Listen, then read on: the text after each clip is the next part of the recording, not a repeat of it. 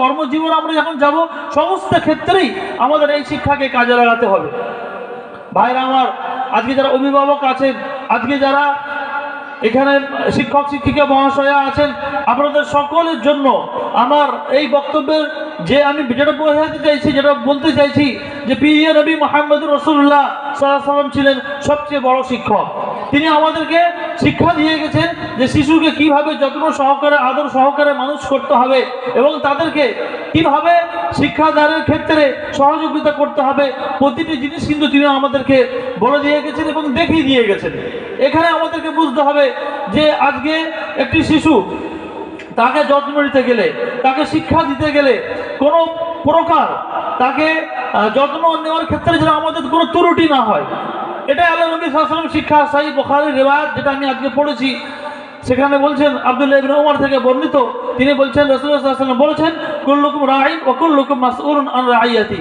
জেনে রাখো যে তোমরা প্রত্যেককেই হচ্ছে দায়িত্ববান, আর প্রত্যেককেই তার দায়িত্ব সম্পর্কে জিজ্ঞাসা করা হবে। এটি একটি এমন বাক্য যে বাক্যের মধ্যে সব কিছুগুলোই ঢুকে আছে। একজন শিক্ষক সে দায়িত্ববান ছাত্রদের জন্য, একজন ঘরের মালিক সে দায়িত্ববান তার ঘরের পরিবারের চরিত্র গঠনে, তার শিশুদের চরিত্র গঠনে, একজন একজন একজন কারখানার যে ম্যানেজার তিনি দায়িত্ববান কারখানার শ্রমিকদেরকে নিয়ে তাদের বেতন ঠিকমতো দেওয়া, তাদের ডিউটি আওয়ার ঠিকমতো ডিস্ট্রিবিউশন করা, যেন কারোর প্রতি কোনো প্রকার জুলুম অত্যাচার না হয়। ঠিক তেমনি আবার এইদিকে যদি আমরা আসি, দেখা যাবে যে একজন শিক্ষক তার মহা দায়িত্ব হচ্ছে যে শিশুদেরকে, যে বাচ্চাদেরকে আপনাদের হাতে তুলে দেওয়া হচ্ছে, সেই শিশুদেরকে আপনি কিভাবে কতটা যত্ন সহকারে মানুষ করছেন, এটা দেখার বিষয়। এখন শিক্ষকদের সম্পর্কে অভিযোগ আসে, আমি তো স্কুলে একটা চাকরি করি, প্লাস আমি বিরাট বড় বক্তব্য সিস্টেম আছে আমাদের মিডিয়া বুঝে সেখানে চালাই, তো বারবার একই অভিযোগ আসে যে বক্তব্যতে এই 1 ঘন্টা 10 মিনিটের যে ডিউরেশন বক্তব্যের, সেই বক্তব্যতে শিক্ষকরা মোবাইল দেখে আর ছাত্রদের পড়ার দিকে তারা ধ্যান দিচ্ছে না। এটি হচ্ছে একটা আমানতের খেয়ানত, এটি হচ্ছে একটি মহা আমানতের খেয়ানত। সর্ব বিষয় এটা খেয়াল রাখতে হবে যে আমাদের সুপারভাইজার সরকার নয়, আমাদের সুপারভাইজার আমাদেরকে তদারকি করছেন, পরিদর্শন করছেন ডিআই নয়, আমাদেরকে দেখছেন এই প্রতিষ্ঠানের মালিক নয়, বরং তার উপরে সবার উপরে কে মহান আল্লাহ সুবহানাহু ওয়া তাআলা আছে, যিনি আমাদেরকে আমাদের দায়িত্ব সম্পর্কে জিজ্ঞাসা করবেন প্রতিটা ক্ষণের জন্য। আমার যে স্কুল পিরিয়ড, আমার যে আমার টাইমিং সম্পর্কে রব্বুল আলামিন আমাদেরকে জিজ্ঞাসা করবেন। প্রতিটি বিষয়, কোনো বিষয় মানুষের কাছে লুকায়িত থাকবে না। কিয়ামতের দিবসে 4টি প্রশ্ন করা হবে, কোন হাদিসে আছে 5টি প্রশ্ন করা হবে। তো 4টি প্রশ্ন কি? আবু হুরায়রা থেকে বর্ণিত, তিনি বলছেন মহানবী সাল্লাল্লাহু আলাইহি ওয়াসাল্লাম বলছেন যে লা তাযালু কাদামা আবদিন, কোন বান্দার দুই পা কিয়ামতের দিবসে আল্লাহ রাব্বুল আলামিনের সামনে থেকে বিচারের দিনেতে 1 পাও নড়াতে পারবে না, যতক্ষণ না সে 5টা প্রশ্নের 4টে প্রশ্নের উত্তর না দেয়। যতক্ষণ না এই 4টে প্রশ্নের উত্তর না দেয়, তার মধ্যে কি প্রথম প্রশ্ন হচ্ছে যে আন উমরিহি ফিমা আফনাহু, তার জীবনকাল সম্পর্কে যে সেটা কোথায় খরচ করেছে, কোথায় ব্যয় করেছে। এই উমর শব্দটা যে অর্থে ব্যবহার হচ্ছে এখানে, এটা হচ্ছে সময়কাল, যে মূল্যবান জীবনের সময়কাল, যে আমি নিজে একটা সিস্টেমকে পরিচালনা করছি, একটা সিস্টেমের আমি অঙ্গ, সেই সিস্টেমের হক আমি কতটা আদায় করতে পারছি এবং আমি নিজে কতটা পালন করতে পারছি, এবং আমি আমার জীবন আমি দুনিয়ার জীবনে কর্মজীবনের সাথে সাথে আখিরাতের জীবনে যে দায়িত্ব আমি কতটা সেটা পালন করছি। তাই রব্বুল আলামিন প্রথম প্রশ্ন করবেন আন উমরিহি ফিমা আফনাহু, তার জীবনকালকে সে কিভাবে নষ্ট করেছে, কিভাবে ব্যতীত করেছে, আল্লাহ রাব্বুল আলামিনের যে দেওয়া বিধান, সেই বিধান মোতাবেক জীবন জীবিকা অর্জন করেছে কিনা। তারপরে দ্বিতীয় প্রশ্ন আসবে যে আন ইলমিন ফিমা আমিলা বিহি, যে সেই জ্ঞান সম্পর্কে যেটা সে জেনেছে আর জানার পরে সেটা কি আমল করেছে। দ্বিতীয় প্রশ্নটা আসবে যে জ্ঞান সম্পর্কে সে আজ আলেম ওলামাদের মুখ থেকে, বিভিন্ন স্কলারদের মুখ থেকে, ইসলামী পণ্ডিতদের মুখ থেকে বিভিন্ন মূল্যবান উপদেশ শুনেছে, শোনার পরে সে আমল কতটুকু করেছে, এটা প্রশ্ন হবে তার কিয়ামতের দিবসে, ভয়ঙ্কর দিবস। ভাইরা আমার, এটা হচ্ছে দ্বিতীয় প্রশ্ন। তারপর তৃতীয় প্রশ্ন কি আসবে? আনমালিন ফিমা আনফাকা ফিমা ইকতাসাবাহু মিন আইনা ইকতাসাবাহু ওয়া ফিমা আনফাকাহু, যে সে অর্থ কোথা থেকে উপার্জন করেছে, হালাল পথে না হারাম পথে, আবার সেটা খরচ করেছে কোথায়, হালাল পথে না হারাম পথে। শুধু আল্লাহ তাআলা আপনাকে দুনিয়াতে অর্থ দিয়েছে, সেই অর্থটা আপনি কিভাবে ব্যয় করলেন। আপনি অনেকে মানুষ আছে যে বলে যে আমার পয়সা আমি যা খুশি করতে পারি। আপনাকে আল্লাহ তাআলা অর্থ দিয়েছে, অর্থ একটা বিরাট বড় নিয়ামত। এই নিয়ামতের হক আদায় করতে হবে। এই নিয়ামত পৃথিবীতে থেকে এই নিয়ামত হক আদায় করে আখিরাতকে সঞ্চয় করতে হবে। এটাই হচ্ছে মাল হাসিল করার এবং মালকে খরচ করার আসল উদ্দেশ্য। অনেকেই আছে যে মাল আসার পরে মালের হক আদায় করতে পারে না, তারা এমনভাবে জীবনটাকে নষ্ট করে দেয় যে তাদের জীবনটা যেমন পশুদের মতো হয়। পশুদের জীবনের উদ্দেশ্য কি? সকাল থেকে উঠে খাওয়া দাওয়া করা, পায়খানা করা আর ঘুমানো। এটা হচ্ছে পশুদের উদ্দেশ্য।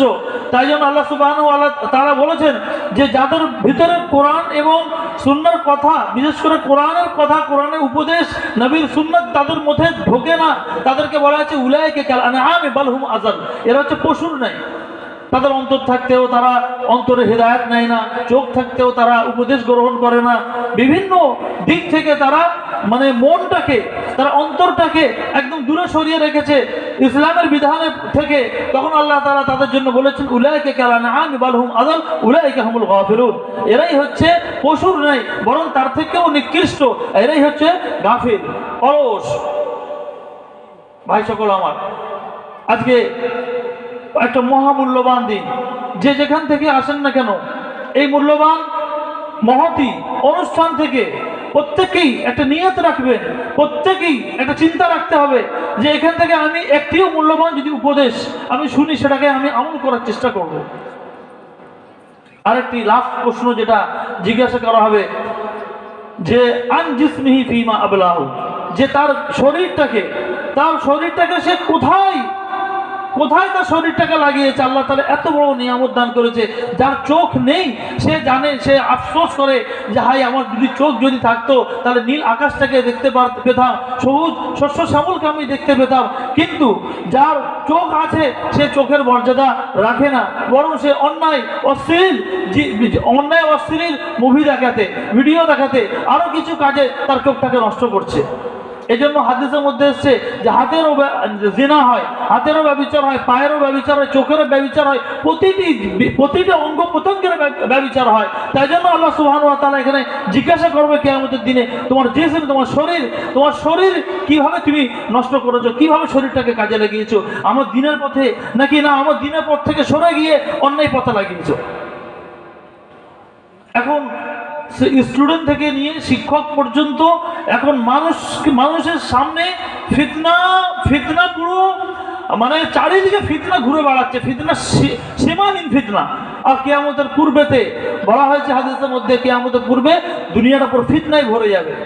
কাকিতাইল লাইলিল মুসলিম, যে অন্ধকার গভীর রাতে কালো মেঘমালার নাই ফিতনা আসবে। আর এখন মোবাইল একটা বিরাট বড় ফিতনা। এখন মোবাইল হচ্ছে একটা বিরাট বড় ফিতনা। যারা ইন্টারনেট আবিষ্কার করছে তারা ইন্টারনেট দেখে না, যারা বিভিন্ন রকম আবিষ্কার করে তারা সেগুলো নিয়ে মেতে নেই, অথচ আমরা সেইগুলো নিয়ে এমন মেতে আছি যে আমরা আমাদের মূল্যবান সময়টাকে নষ্ট করে দিচ্ছি। আপনি ইলন মাস্কের নাম শুনেছেন? ইলন মাস্কে যে একটার পর একটা আবিষ্কার করে চলেছে আর দুনিয়াকে হতবাক করে দিয়েছে। ইলন মাস্ক বলেছে যে ইলন মাস্ক যখন বলল যে এই পৃথিবী থেকে রকেট যেটা ছাড়া হয় সেই রকেটটা পুনরায় নিয়ে আসা সম্ভব, তখন সমস্ত বিজ্ঞানীরা বলল যে না, এটা সম্ভব না। তখন ইলন মাস্ক বলছে হ্যাঁ সম্ভব, বলছে এটা সম্ভব না, এতদিন পর্যন্ত হয়নি। তো ইলন মাস্ক বলছে যে না, এতদিন পর্যন্ত ইলন মাস্ক ভাবনা করেনি, তাই জন্য আসেনি। সবাই এখন ভাইরাল এটা। অথচ এই ইলন মাস্ক বই পড়ে কতটা জানেন? এটা তো আমি প্রথম দৃষ্টি আকর্ষণের জন্য বললাম। আসল যে পয়েন্ট সেটা হচ্ছে এটাই যে ইলন মাস্ক প্রতিদিন 3 থেকে 4 পেজ করে বই পড়ে, আর প্রতি 2 মাস অন্তরে তো একটা করে বই শেষ করে। টেক্সট বুক, যেটা হার্ড কপি, সফট কপি না, সে হার্ড কপি বই পড়ে। কেন? তারা মূল্যবান সময়টাকে তারা নষ্ট করে না। চিন্তা করতে পারছেন? আর যারা মুভি তৈরি করে, মানে অ্যাক্টরসরা, হিরো হিরোইনরা, এরাও কিন্তু আপনি দেখবেন, আমি একবার গুগলে আর্টিকেল পড়ছিলাম যে টুইঙ্কেল খান্না বলে একজন আছে অক্ষয় কুমারের স্ত্রী, সে মানে এত বই পড়ে ভাবতে অবাক লাগে। শাহরুখ খানের হিস্ট্রি দেখুন, শাহরুখ খান আমি ফাঁকা টাইমে বই পড়তে ভালোবাসি, কিন্তু আজকে স্টুডেন্ট থেকে নিয়ে শিক্ষক পর্যন্ত বই পড়া তো দূর কথা, মানে এমন অবস্থায় আমরা পৌঁছে গেছি যে আমাদের আগ্রহ, আমাদের চিন্তা শৈলী সবকিছু চলে যাচ্ছে মোবাইলের পিছনে। একজন শিক্ষককে যত্নবান হতে হবে নিজের অধ্যয়নের প্রতি। নতুন নতুন ভার্সন কি আসছে, এই বিষয়ে টিচিং লার্নিং মেটেরিয়াল কি আসছে, তাকে সচেতন থাকতে হবে এবং তার তার তার শিক্ষার্থীদের সেইভাবে গড়ে তুলতে হবে। এটা হবে, এইটাই হবে দুনিয়া কামাতে কামাতে আখিরাতের উদ্দেশ্য হাসিল করা। এটাই আল্লাহ রাব্বুল আলামিনের সিস্টেমটা এমনভাবে তৈরি করেছেন তিনি দুনিয়া আপনি কামাচ্ছেন, বাস খালি আপনি নিয়তটা আপনি করবেন। নিয়তটা সৎ করলেই আপনার আখিরাতে আবার নেকি হাসিল। একজন সাহাবী রাসূলুল্লাহ সাল্লাল্লাহু আলাইহি ওয়াসাল্লামকে জিজ্ঞাসা করছেন, হে আল্লাহ রাসূল, যে একজন রাসূল সাল্লাল্লাহু বললেন যে একজন মানুষ যদি তার স্ত্রীর সাথে তার কাছে যায়, তার সাথে হেসে খেলে কথা বলে, তার যত্ন নেয়, তার সাথে যদি তার কাম করে, তাহলে তার জন্য তার নেকি। তখন সেই সাহাবীটা অবাক হয়ে গেলেন, আল্লাহ রাসূলকে জিজ্ঞাসা করলেন, আচ্ছা সে তার স্ত্রীর সঙ্গে কাছে যাবে, তার জন্য তার নেকি, এটা কি করে হয়? তখন আল্লাহ রাসূল তাকে বলছেন, হ্যাঁ নেকি, কারণ সে যদি ব্যভিচার করতো কোথাও, তাহলে বলো তার গুনাহ হতো কিনা। বলছে হ্যাঁ তার গুনাহ হতো। তাহলে নিশ্চয়ই সে যখন তার শরীরটাকে ভালো কাজে লাগাচ্ছে, তখন তার জন্য আল্লাহ রাব্বুল আলামিন তাকে নেকি দান করবেন। সুবহানাল্লাহ। এই যে আমাদের ধর্ম কত মহান, কত সুন্দর বাণী, যে আপনি দুনিয়াতে আপনি পার্থিব রুজি রোজগার করছেন, তার সত্ত্বেও আপনি নিয়ত সৎ করবেন। একজন উকিল যদি নিয়ত করে এই যে আমি আমার মক্কেলকে ইনসাফ দেওয়াবো, তাহলে তার ইনসাফ দেওয়াবো, এ অত্যাচারিত আর অত্যাচারীর পাশে থাকা, অত্যাচারীর সাপোর্ট করা, এগুলোই তো আল্লাহ রাসূল সাল্লাল্লাহু আলাইহি ওয়াসাল্লামের শিক্ষা দীক্ষা। তাহলে সেখানে সে কি পাবে ইনশাআল্লাহ। কিন্তু তার উদ্দেশ্য এটা হয় যে খালি মক্কেলকে শুধু ঘোরাবো, ঘুরিয়ে টাকা রোজগার করব, তাহলে তার রুজিটাই হারাম হবে, তাহলে তার রুজিটাই পুরো হারাম হয়ে যাবে। একজন ডাক্তার সে যদি এই নিয়ত করে যে আমি রোগীকে চিকিৎসা করব, তাকে যথাসাধ্য তার ট্রিটমেন্ট করব এবং যত দ্রুত সম্ভব তাকে সারিয়ে তুলব, তাহলে সে যদি নিয়ত করে আল্লাহ আমার দ্বারা এই উপকার, আমাকে এই বিদ্যা দান করেছে, এই বিদ্যা যেন আমি মাখলুকের মধ্যে ছড়িয়ে দিতে পারি, মাখলুকের উপকারে, সৃষ্টি জীবের উপকারে যেন আমি আসতে পারি, যদি এই নিয়ত করে তার জন্য নেকি হবে। কিন্তু যদি এটা থাকে যে প্রতি মাসে একবার করে আসবে আর 500 টাকা করে আমাকে দিয়ে যাবে, আর এই হোমিওপ্যাথি ওষুধের, এই অ্যালোপ্যাথি ওষুধের প্যাকেট আমি ধরিয়ে দেবো, তো জেনে রাখুন এই রুজিটা তার জন্য হারাম হবে, নাকি সাহেব? ব্যাস, এই কত সুন্দর ধর্ম। এটা আমি ডাক্তার ইঞ্জিনিয়ারদের উদাহরণ দিলাম। এবার দেখুন উদাহরণটা আমরা শিক্ষকরা নিজেদের উপরে নিই। আমাদের শিক্ষক, আমাদের দায়িত্ব, আমরা আরবি টিচার, আমরা যথাসাধ্য আমাদের স্কুলে, আমাদের শ্রেণীতে যত বাচ্চা থাকে আমরা এটা চেষ্টা করি যে আমাদের সিনিয়র মাদ্রাসার যে সিলেবাস, যে আমার সাবজেক্ট থেকে আমি পূর্ণাঙ্গ দেওয়ার চেষ্টা করি। কিন্তু অনেকে আছে দেখেছি যে তার এলোমেলো ভাব, এই আসছে হবে কোন ঘন্টা লাগলে 10 মিনিট পরে যাবে, আবার ঘন্টা থেকে ঘন্টা লাগার 5 মিনিট আগে আবার ছেড়ে দেবে, তাহলে কি হবে? কওমের আমানত খেয়ানত। এটাই তো, এইগুলো তো কিয়ামতের আলামত। আমাদের পৃথিবীটা আল্লাহ তাআলা সাজিয়েছেন, আর আমাদের চতুর্পাশ দিয়ে কিয়ামতের বিভিন্ন আলামত একের পর এক চলে যাচ্ছে। কিয়ামতের একটি আলামতের মধ্যে এটা হচ্ছে ইদা উসসাদাল আমরু ইলা গায়রি আহলিহি ফান্তাযিরুস সাআ, যে যখন তোমরা দেখবে যে দায়িত্ব এমন ব্যক্তিকে দেওয়া হয়েছে যে সেই পদের যোগ্য নয়, অযোগ্য ব্যক্তিকে দায়িত্ব দেওয়া হয়েছে, ফান্তাযিরুস সাআ, তোমরা কিয়ামতের অপেক্ষা করো। অহরহ আমাদের পাশ দিয়ে নবীর শিক্ষা এবং কিয়ামতের আলামত আমাদের পাশ দিয়ে অহরহ বয়ে বেড়াচ্ছে। আজকে আমরা যেখানে একটা সিলেবাস পরিচালনা করে দিনিয়ার সিস্টেম রেডি করেছি, যে দেখা যাচ্ছে যে একজন শিশু, তার অভিভাবক থেকে অভিযোগ আসছে যে তার অভিভাবকরা কি করে, রাতের বেলাতে মা একদিকে মোবাইল দিকে ঘুমায় আর বাবা একদিকে মোবাইল দিকে ঘুমায়, আর ওই ছোট্ট শিশুটি যার 7-8 বছর বয়স, যাকে তার মায়ের তার বাবার দায়িত্ব যে ঘুমানোর সময় তাকে সুন্দরভাবে দোয়া দরুদ পড়িয়ে ঘুম পাড়ানো, কিন্তু সেখানে কি করছে, দুজনেই মোবাইল নিয়ে ব্যস্ত, আর ওই শিশু তখন ব্যাকুল আর্তনাদ করে যে বাবা আমাকে ঘুম পাড়াও না, মা আমাকে ঘুম পাড়াও না। এমন অভিযোগ আমাদের কাছে এসছে, যে সিস্টেম আমরা চালাচ্ছি, রান করছি। তো এটা হচ্ছে অত্যন্ত দুর্ভাগ্যজনক।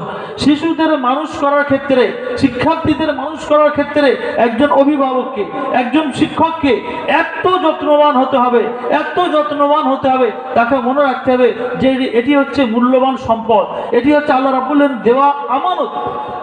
পৃথিবীতে যতগুলো আল্লাহ তাআলা আমানত, যতগুলো নিয়ামত আমাদেরকে দান করেছেন, তার মধ্যে মূল্যবান একটি নিয়ামত হচ্ছে মানুষের শিশু সন্তান। তার সন্তানদেরকে লালন পালন করার ক্ষেত্রে একজন অভিভাবকের বিরাট বড় গুরুত্বপূর্ণ ভূমিকা থাকে। যদি বাড়িতে বাবা মা যদি ভালো করে না শিশুদের প্রতি যত্ন না নেয়, তাহলে কিন্তু একজন শিক্ষার্থীর শিক্ষা কমপ্লিট হওয়া মুশকিল। আমাদের কাছে এমনও আসছে যে আমরা শিক্ষাক্ষেত্রে দেখেছি যে সকাল থেকে 10:30 থেকে নিয়ে 4:30 পর্যন্ত যে সরকারি বাঁধন টাইম, সেই টাইম আমরা যখন পড়িয়ে দিচ্ছি, তারপরও বাড়িতে গিয়ে আর বই খোলে না। তার অভিভাবকরা, তার গার্জেনরা তার প্রতি যত্ন নেয় না, তাহলে কিন্তু তার শিক্ষা পরিপূর্ণ হওয়া অসম্ভব। তাই জন্য একজন শিক্ষার্থীকে তার অভিভাবকরা যেভাবে যত্ন নিতে পারবে, অন্য কেউ কিন্তু সেই যত্ন নিতে পারবে না। তাই জন্য তাকে অবশ্যই এটা খেয়াল রাখতে হবে যে আমার শিশু কিভাবে ডেভেলপ করবে, আমার শিশু কোথায় ভালো টিউশন দিলে সেখানে চলবে। কিন্তু এটা করতে করতে মানুষ আবার উল্টো দিকে যাচ্ছে। একজন অভিভাবক এখন এমন দেখা যাচ্ছে যে তারা ডাক্তার ইঞ্জিনিয়ার করার জন্য এত তারা নেশায় পড়ে যাচ্ছে যে তাদের পার্থিব অর্জনের ক্ষেত্রে এত তারা মত্ত হয়ে গেছে যে আখিরাতকে তারা ভুলিয়ে দিয়েছে। আমাদের ওখানে একজন কথা বলছি, একটা উদাহরণ টেনে আনছি, যে কলকাতার একটি উদাহরণ, যে একজন ভদ্রলোক, তার 2টি ছেলে, আর 2টি ছেলেই উচ্চশিক্ষা শিক্ষিত করেছে। তার যেখানে আমাদের মুসলিম সমাজের পরিবেশ, সেই সমাজ তার পরিবেশ তার ভালো লাগে না, সে অন্য জায়গাতে বাড়ি করেছে, একটু দূরে গিয়ে হিন্দু পরিবেশে বাড়ি করেছে। তার 2টো ছেলে উচ্চশিক্ষা শিক্ষিত, আর ছেলে দুটোই বিয়ে করেছে হিন্দু মেয়েকে। আচ্ছা হলো, তারপরে আবার এখন কি করছে, যে আমাদের মিডিয়া বুরুজে যেখানে আমরা থাকি, এখন তার বৌমা দুটো বায়না ধরেছে, একজন HSBC-তে চাকরি করে, আরেকজন কি চাকরি করে, দুজনেই সেই বৌমা দুটো চাকরি করে। তো চাকরি করার পর বৌমা দুটো বায়না ধরেছে যে এখানে থাকা যাবে না, সেই সল্টলেক নিউ টাউনে যেতে হবে। এর কি হচ্ছে ফলাফলটা? এর ফলাফলটা কি হচ্ছে, যে আপনি আপনার শিশুকে দিন শিক্ষাও দিতে হবে।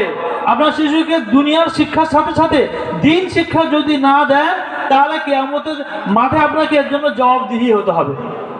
আর মানুষ যখন দুনিয়া থেকে চলে যায়, তখন সে সওয়াবের আশায়, তখন সে আল্লাহ রাব্বুল আলামিনের করুণার আশায় থাকে, আর তার মন টাপ করতে থাকে, তার জন্য কে দোয়া করবে, তার রহমতের, তার মাগফিরাতের জন্য কে দোয়া করবে। তখন একমাত্র একটাই হাতিয়ার আপনার কাজে আসবে।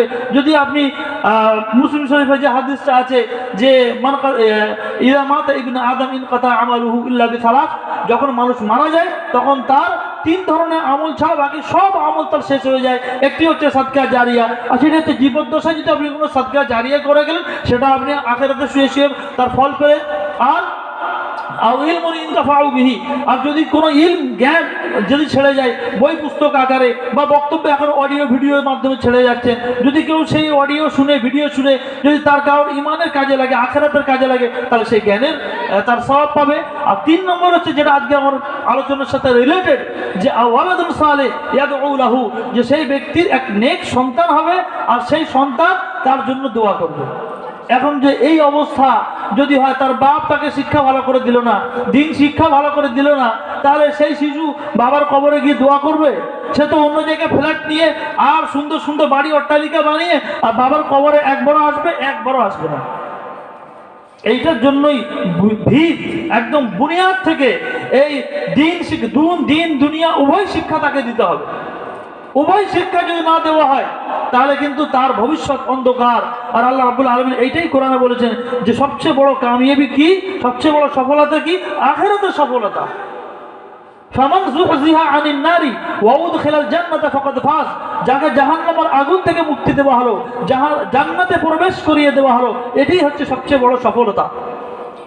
ওমর রাদিয়াল্লাহু তাআলা আনহুর জামানাতে, ওমর রাদিয়াল্লাহু তাআলা আনহুর সময়কালেতে তার আমল একটা প্রমাণ আছে, মিশকাতে শরীফের মধ্যেও আছে ঘটনাটা, যে ওমর রাদিয়াল্লাহু তাআলা আনহু তার বাড়ির ফ্যামিলি মেম্বারদেরকে, তার শিশুদেরকে, তার স্ত্রীদেরকে তিনি রাতের বেলাতে শেষের দিকে তাহাজ্জুদ নামাজ পড়ার জন্য তুলতেন। আর এই আয়াত পাঠ করতেন যে ওয়ামুর আহলাকা বিসসালাতি ওয়াসতাবির আলাইহা লা নাসআলুকা রিজকা নাহনু নারযুকুকা ওয়াল আকিবাতু লিত্তাকওয়া, যে তোমরা তোমার পরিবারদের, তোমার সন্তানদের, স্ত্রীদের নামাজের আদেশ দাও। আর এটা কোন নামাজ? ওমর রাদিয়াল্লাহু তাআলা আনহু এটা রাতের নামাজের জন্য করতেন, অথচ এটা ফরজ নামাজের জন্য সবাই একমত। লা নাসআলুকা রিজকা, আল্লাহ রাব্বুল আলামিন সেখানে বলছেন লা নাসআলুকা রিজকা, যে আমি তোমাদের কাছ থেকে কোনো রুজি চাই না, বরং আমি তোমাদেরকে রুজি দান করি, আমি তোমাদেরকে রুজি দান করি। ওয়াল আকিবাতু লিত্তাকওয়া, এবং আখিরাতের পরিণাম হচ্ছে ভালো মানুষদের জন্যই হবে। তাকওয়া পরহেজগার মানুষের জন্যই আখিরাতের ভালো পরিণাম হবে। এইখান থেকে যে শিক্ষা, যে আমি আমার শিশুকে দিন শিক্ষা দিতে গিয়ে যদি কষ্টও হয়, সেই কষ্ট আমাকে ধৈর্য ধারণ করতে বলা হয়েছে। যে ওয়ামুর আহলাকা বিসসালাতি ওয়াসতাবির আলাইহা, তোমার শিশুদেরকে, সন্তানদেরকে, তোমার পরিবারদেরকে নামাজের আদেশ করো এবং সেখানে তুমি সবর করো। বলুন, একটা শিশুকে হাদিসের মধ্যে এসেছে যে 7 বছর যখন বয়স হয়, মুরু আওলাদাকুম বিসসালাহ ওয়া হুম আবনাউ সাব'i সিনিন, যখন 7 বছর বয়স হয় তখন তাকে নামাজের আদেশ করো। আর যদি তারা 7 বছর বয়সে নামাজ না পড়ে 10 বছর বয়সে তাদেরকে মারধর করো, 10 বছর পর্যন্ত নামাজ পড়ছে না তাহলে তাকে হালকা মারধর করো। আর যদি তারপরেও না হয় 13 বছর বয়সে তাদেরকে ঘর থেকে বার করে দাও, ভয় দেখাও, তাদেরকে আতঙ্ক রাখা, যাতে তারা দিনের পথে আসে। কেন? এই জন্য যে এখানে, আর অথচ এই নামাজ পড়া কিন্তু সহজ কাজ নয়। শিশুদেরকে, স্ত্রীদেরকে সকালে তুলে, ভোরবেলা তুলে ফজর নামাজ পড়া এবং পড়ানো, এটি কম কষ্ট? নিশ্চয়ই কষ্ট, কিন্তু তারপরেও রব্বুল আলামিন বলছেন ওয়াসতাবির আলাইহা, তোমরা এই কর্ম সম্পাদন করো আর তার উপর সবর করো। কারণ এর মধ্যে রয়েছে দুনিয়া ও আখিরাতের কল্যাণ নিহিত আছে। আজকে দেখুন, যারা ভোরবেলাতে ওঠাতে কত উপকারী। আমরা ফিল্মি দুনিয়াতে আমরা যখন দেখি যে ওরা আবার 4টের সময় উঠে জিম করে, তখন আমাদের মধ্যে যারা বেশি শিক্ষিত হয়ে যায়, ডাক্তার, ইঞ্জিনিয়ার হয়ে যায়, তখন আমরা সে 4টের সময় উঠে জিম করবে, ব্যায়াম করবে। অথচ আল্লাহ রাসূল সাল্লাল্লাহু আলাইহি ওয়াসাল্লামের সুন্নাত কি? যে একদম আপনি আর্লি ইন দ্য মর্নিং উঠে ফজরের নামাজ আদায় করুন। আমাদের রাসূল সাল্লাল্লাহু আলাইহি ওয়াসাল্লামের আদর্শ কি? যে কম খাও, সুস্থ থাকো। কিন্তু আমরা কি করছি? যত বেশি খাচ্ছি, আমাদের আরো যারা খাওয়ার আরো বেশি চাহিদা আমাদের লাগছে, যারা মনে হচ্ছে আরো বেশি খায়। অথচ রাসূল সাল্লাল্লাহু আলাইহি ওয়াসাল্লামের আদর্শ কি? কম খাও, সুস্থ থাকো, রাতে ইবাদত করো, ভোরবেলা ওঠো। এগুলো সবই কিন্তু আমাদের ইসলাম ধর্মের একটা বিশাল আদর্শ, নিজের জন্য, নিজের পরিবারের জন্য, এবং সন্তান সন্ততিদের মানুষ করার জন্য, এবং শিক্ষার্থীদের জন্য, যে ভোরবেলা ওঠার পরে তারা ভালো করে যেন পড়াশোনা করে। কারণ ভোরবেলাতে ওঠার পরে যে ব্রেন যে কাজ করে, সেইটা রাতের বেলা ব্রেনটা কাজ করে না, দুপুরবেলা সেই ব্রেনটা কাজ করে না। তাই জন্য ভোরবেলা ফজর নামাজের পর থেকেই পড়তে লেগে যেতে হবে। তাহলে কি হবে? যে আমি যে শিক্ষাই অর্জন করি না কেন, চাই আমার দিন শিক্ষা হোক, চাই দুনিয়া শিক্ষা হোক, যদি আমি ডাক্তারি ইঞ্জিনিয়ার পড়াশোনা করি না কেন, জেনারেল লাইনে পড়াশোনা করি না কেন, তা আমাকে নবীর আদর্শ পালন করে ফজরের নামাজ পড়ার পরে আমাকে বই পুস্তক নিয়ে ওই সময় বসে যেতে হবে। কারণ ওই সময় 1 ঘন্টা পড়া আর অন্য সময় 3 ঘন্টা পড়ার সমান, আমার ব্রেনটা দ্রুত কাজ করবে। সুতরাং নিজে শিক্ষক হিসেবে, নিজে অভিভাবক হিসেবে এই আমল করতে হবে, এবং সাথে নিজের আওলাদদেরকে, নিজের শিক্ষার্থীদেরকে এই শিক্ষা দিতে হবে। কারণ আমাদের কামিয়াবির জন্য, আমাদের সফলতার জন্য এই পৃথিবীতে আগমন ঘটেছিলেন কার জন্য? নবী করিম সাল্লাল্লাহু আলাইহি ওয়াসাল্লাম এসেছিলেন। আর এই নবী করিম সাল্লাল্লাহু আলাইহি ওয়াসাল্লামের প্রতিটি বিষয় হচ্ছে আমাদের জন্য আদর্শ। তার আদর্শ মোতাবেক চলতে পারলেই আমাদের জন্য হবে সফলতা। ওমর রাদিয়াল্লাহু তাআলা আনহুর জামানাতে আরেকটি ঘটনা ঘটে যায়, যে এক সময়তে এক বৃদ্ধ এসে তার কাছে অভিযোগ জানায় যে আমার সন্তান আমাকে দেখে না, আমার ছেলে আমাকে দেখে না। ওমর রাদিয়াল্লাহু তাআলা আনহু বললেন, ঠিক আছে, কালকের দিনে তোমরা হাজির হও। তো তারপরের দিন তার যে সন্তান তাকেও ডেকে পাঠালো, তার বাপকেও ডেকে পাঠালো। তখন বিচার শুরু হচ্ছে। ওমর রাদিয়াল্লাহু তাআলা আনহু কাছে ওই সন্তান প্রথমে জিজ্ঞাসা করলো যে আপনি বলুন যে বাবার হক আছে ঠিক, আর সন্তানের হক আছে ঠিক, এরা ঠিক কথা, সন্তানকে দেখাশোনা করতে হবে বাবাকে, ঠিক কথা, কিন্তু বাবার যে হক সেটা একটু আজকে স্পষ্ট করে বলুন তো। তখন ওমর রাদিয়াল্লাহু তাআলা আনহু বললেন যে বাবার হক সন্তানের প্রতি সবচেয়ে প্রথম যে হক হচ্ছে কি, তাকে সুন্দরভাবে তার নাম রাখা, তার সুন্দরভাবে ধর্ম শিক্ষা দান করা, লালন পালন করা সঠিকভাবে। আর তার আগের পিরিয়ডে বলা হয়েছে, তারা 3টে প্রশ্ন উত্তর দিয়েছিলেন, তার মধ্যে প্রথমটা যেটা ছিল সেটা হচ্ছে যে ভালো মা খোঁজ করা, ভালো মা খোঁজ করা। অর্থাৎ একজন পুরুষের সবচেয়ে বড় জিম্মাদারি, সবচেয়ে বড় দায়িত্ব যে তার স্ত্রী যেন সুযোগ্য পাত্রী হবে। এবং কারণ এই যে ইসলামে কিন্তু প্রথমে যে বিয়ে করার ক্ষেত্রে এটাই বলা হয়েছে যে তুমি কোনো স্ত্রীকে, কোনো মহিলাকে, কোনো মেয়েকে বিয়ে করবে, বিয়ে করার জন্য 3টে শর্ত হয়। তার মধ্যে হচ্ছে একটা অর্থ, একটা হচ্ছে সৌন্দর্য, আর একটা হচ্ছে কি দিনদারি। তো অর্থ আর সৌন্দর্য যেন তোমরা দেখবে না, তোমরা দেখবে কি দিনদারি। ফার্স্ট ফর বিজাতি দিন হাদিসে এসেছে যে দিনদারি মহিলার সাথে, স্ত্রীর সাথে তোমরা সফল কাম হও। কেন? এটা হচ্ছে একটা ইসলামী সোসাইটি, ইসলামী সমাজ গঠন করার অন্যবদ্য ভূমিকা হচ্ছে মা। মার একটা বিশাল দায়িত্ব।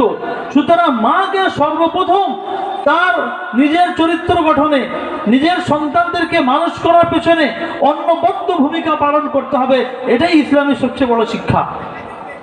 ভাইরা আমার, তারপরে ওই উমর রাদিয়াল্লাহু তাআলা আনহু তখন ওই সেই তার বুড়োর সন্তানকে, সেই বৃদ্ধা মানুষের সন্তানকে শিক্ষা দিল, বলল যে তোমার বাপের অধিকার হচ্ছে তোমার মা ভালো করে চয়ন করা এবং তাকে তোমাকে ভালো শিক্ষা দান করা, কোরআনের শিক্ষা দান করা। তখন সেই যুবক তখন বলে যে শুনুন, আমার বাবা আমার কিন্তু কোনোই হকটাই পালন করেনি। কেন, কি করেছে? তখন বলছে যে আমার বাবা একজন হাবশি মহিলাকে বিয়ে করেছে যে অমুকের দাসী ছিল, অমুকের দাসী ছিল। তারপরে লটর পটর করে বিয়ে শাদী করেছে হয়তো। তারপরে কি করেছে যে আমাকে ভালো করে, আমার নামও ভালো রাখিনি, আমার নাম রেখেছে কি ঘাটমাল, আমার নাম রেখেছে ঘাটমাল। আর আমার ঘাটমাল মানে হচ্ছে কি, যেটা ছারপোকা বলা হয়, আমার নাম রেখেছে ছারপোকা। আর তারপরে বলেছে আমাকে কোরআনের শিক্ষাও দান করেন।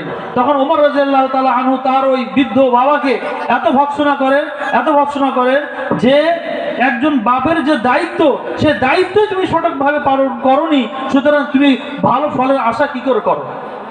সুতরাং ভাইরা আমার, যারা অভিভাবক আছেন, যারা এখানে শিক্ষক আছেন, তাদের কাছে আমার বিনীত অনুরোধ যে যে দায়িত্ব পালন করার জন্য আল্লাহ রাব্বুল আলামিন আমাদেরকে দায়িত্ব দান করেছেন, অর্থাৎ সন্তানদের লালন পালন করার দায়িত্ব, শিক্ষার্থীদের লালন পালন করার দায়িত্ব, তাদের শিক্ষা দান করার দায়িত্ব, এই দায়িত্ব মহা দায়িত্ব। এই দায়িত্ব যেন আমরা সকলেই পুঙ্খানুপুঙ্খভাবে যেন আমরা আদায় করার চেষ্টা করি। এরপরে আমাদের যে দায়িত্ব হবে যে ইসলামী সমাজ গঠনে আমাদের জন্য অন্যবদ্য একটি ভূমিকা রাখতে হবে। কারণ আমরা শুধু যদি এই চিন্তা ভাবনা করি যে আমরা আমাদের জীবনটাকে সাজিয়ে তুলব, তাহলে আপনি কোনোদিন সুখী হতে পারবেন না। বরং আপনার প্রতিবেশী, আপনার সমাজ যতক্ষণ না সুখী হবে, আপনি সুখী হতে পারবেন না। তাই জন্য মানুষকে নিজের ব্যক্তি জীবন, নিজের পারিবারিক জীবন সংশোধনের পরে পরে তাকে সচেষ্ট হতে হবে। তার যেন পাড়ার আশেপাশের, তার পাড়ার প্রতিবেশীদের, আশেপাশের যুবকরা এবং আশেপাশের যুবতীরা যেন সৎ পথে চলে, তারা যেন শিক্ষা দীক্ষা এগিয়ে যায় এবং এখানে যেন কোনো রকম অনৈতিক কাজ, কোনো প্রকার অসামাজিক কাজ যেন এখানে না হয়, সমাজ যেন নষ্ট না হয়। এর জন্য মুসলিম সমাজের একটি অন্যতম দায়িত্ব। ভাইরা আমার, আজকে আমার যেটি আলোচনার বিষয়, সেই আলোচনার বিষয়ের মধ্যে আমি ম্যাক্সিমামটাই বলে দিয়েছি। এখানে আমার কাছে একটি চিরকুটও চলে আসছে, আমি আর এখানে বাড়াতে চাচ্ছি না। এরপরে যে বক্তা আছে, আপনাদের এখানে ধৈর্য সময়ও আর নেই, যেহেতু শ্রোতা সংখ্যা ধীরে ধীরে কমছে, তাই আমি আমার বক্তব্য আর দীর্ঘায়িত করছি না। এখানে ইতি টানছি। আল্লাহ রাব্বুল আলামিনের কাছে পরিশেষে দোয়া করি আল্লাহ রাব্বুল আলামিন যেন আমাদের সন্তানদেরকে সন্তান সন্ততিদেরকে ভালোভাবে লালন পালন করার তৌফিক দান করেন এবং আমাদেরকে দিন দুনিয়ার শিক্ষায় শিক্ষিত এবং দীক্ষিত করেন, আখিরাতের যেন আমাদের মুক্তির পথ দেখিয়ে দেন। এই জন্য আমি আল্লাহ রাব্বুল আলামিনের কাছে দোয়া করি আল্লাহ যেন আমাদের সকল নেক উদ্দেশ্যকে পূরণ করে দেন। আমিন। ওয়া আখিরু দাওয়ানা আলহামদুলিল্লাহি রাব্বিল আলামিন। আসসালামু আলাইকুম ওয়া রাহমাতুল্লাহি ওয়া বারাকাতুহু।